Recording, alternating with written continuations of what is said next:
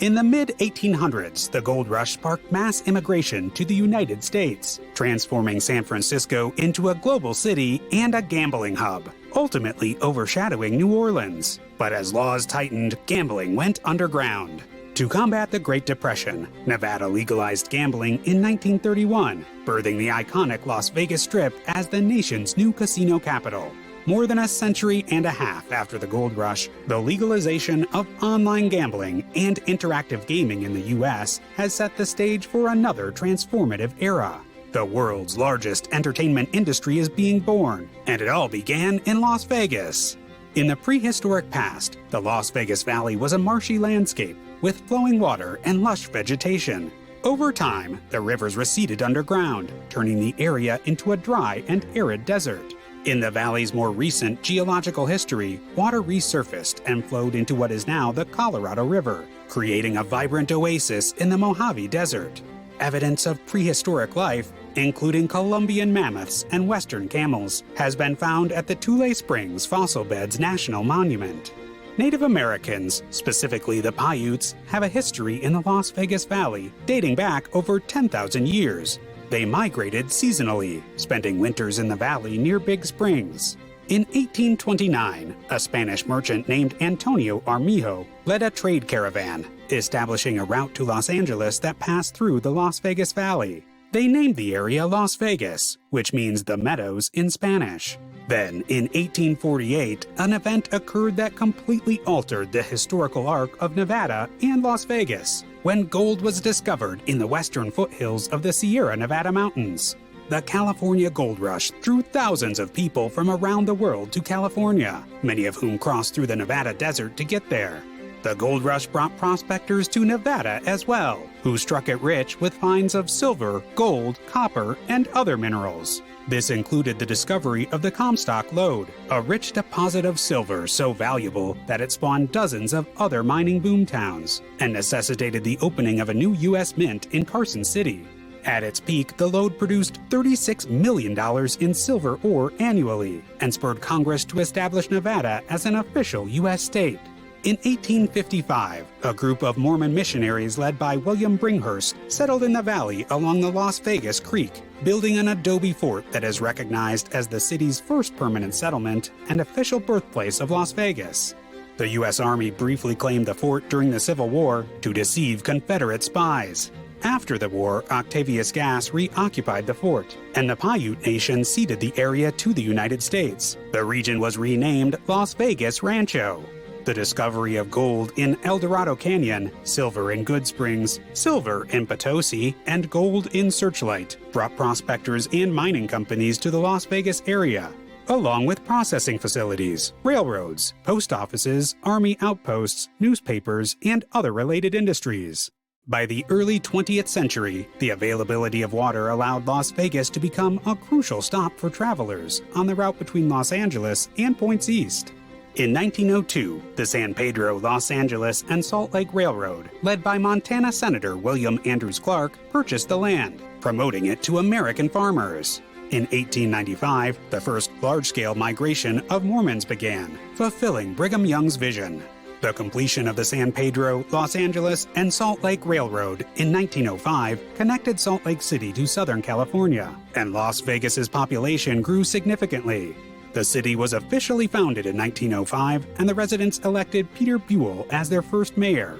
In 1910, Nevada outlawed gambling, making it the last Western state to do so. Nonetheless, the city had a diverse economy and a thriving business community until 1917, when the Las Vegas and Tonopah Railroad declared bankruptcy. In 1930, President Herbert Hoover signed the bill funding construction of the Boulder Dam, later named the Hoover Dam. This brought a surge of people to Las Vegas, including construction workers for the dam. Realizing the potential for profit, Nevada legalized gambling in 1931. The Northern Club received the first gambling license, marking the beginning of Las Vegas as a gaming hub. In 1935, when the Hoover Dam was completed, Las Vegas experienced a resurgence. The city became electrified, earning the nickname Glitter Gulch due to its bright lights powered by the dam. By 1940, with the extension of U.S. Route 95 and the growth of radio stations like KENO, Las Vegas was on the path to becoming the entertainment capital we know today. In the early 1940s, Las Vegas experienced significant developments spurred by military expansion during World War II. The U.S. Army established a gunnery school in the city, which later became Nellis Air Force Base. In 1942, the Army pressured Las Vegas to outlaw legal prostitution, shutting down the local red light district known as Block 16. On April 3, 1941, the El Rancho Vegas opened, marking the birth of what would become the famous Las Vegas Strip. It gained fame for its gourmet buffet, which would be the first of many. In 1942, the Hotel Last Frontier was established on the site of Paradise nightclub, followed by more resorts on and around Fremont Street. Post-war Las Vegas saw a transformation, with organized crime figures taking an interest in the city's casinos. Bugsy Siegel, along with Meyer Lansky, built the Flamingo in 1946, modeling it after successful gambling ventures in Galveston, Texas. Despite Siegel being killed in a mob hit, Las Vegas continued to grow. By 1954, over 8 million people were visiting Las Vegas annually, contributing $200 million to its casinos.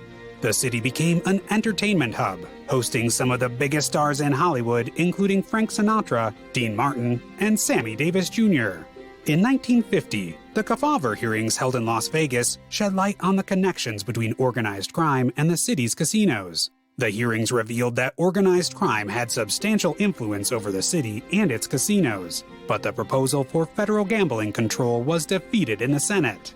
During this time, Las Vegas capitalized on atomic testing as a tourist attraction, even serving atomic cocktails for viewing the mushroom clouds. The city was playfully nicknamed the Atomic City.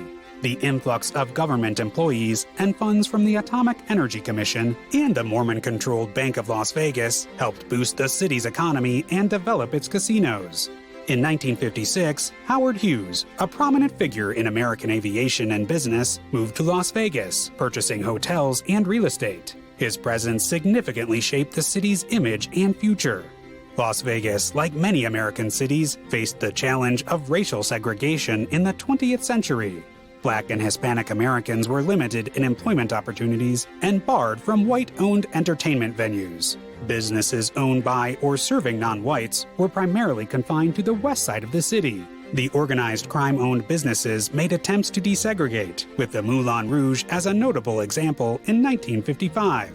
Frank Sinatra and the Rat Pack played a significant role in pushing for desegregation by refusing to perform at segregated venues.